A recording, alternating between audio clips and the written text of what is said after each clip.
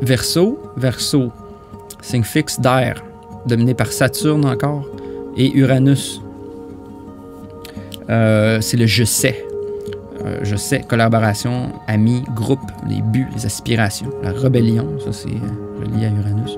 Les mollets, les chevilles, le système circulatoire dans le corps.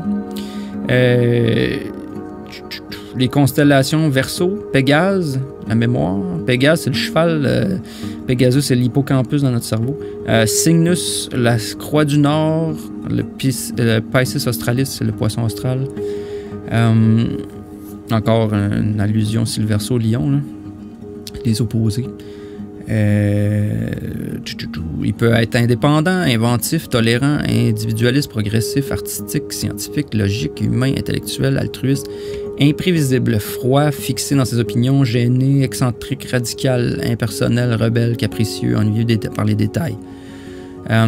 C'est la jarre, les symboliques un peu, c'est la jarre d'eau, le fils de l'homme, fontaine, source d'eau, rivière, eau courante, étang, tout ce qui est de l'eau qui coule ou qui se verse. Là. Pas la mer, mais plutôt les courants d'eau. Les puits, toutes ces choses-là dans la Bible, souvent, c'est ça que ça fait référence. Janvier, le Baptiste. Jean-Baptiste, le Verseau, c'est lui qui verse l'eau, je veux dire. Il verse la connaissance, parce que c'est le signe de connaissance, je sais.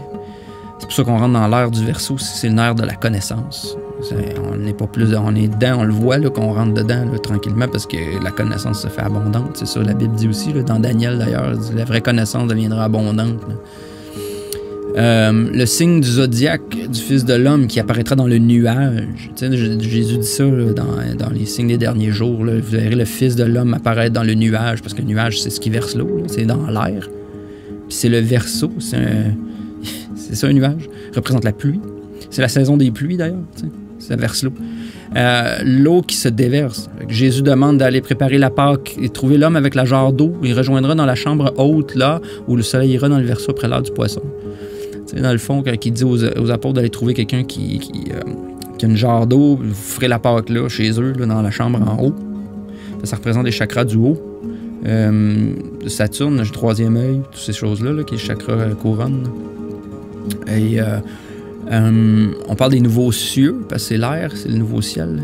Aussi, le nom les noms des dieux de l'eau, le mot eau, E-A, I-A, c'est le dieu de l'eau en sumérien. Mais E-A, c'est pas que dans le mot eau est fait E-A-U en français. Jean l'a dans son nom aussi. Janus, tout ça, c'est relié à ça. Là. On a Pégase, qui est l'hippocampus, qui est la mémoire. Le royaume des cieux, Uranos. Le royaume des cieux, en grec, là, le mot cieux, c'est Uranus.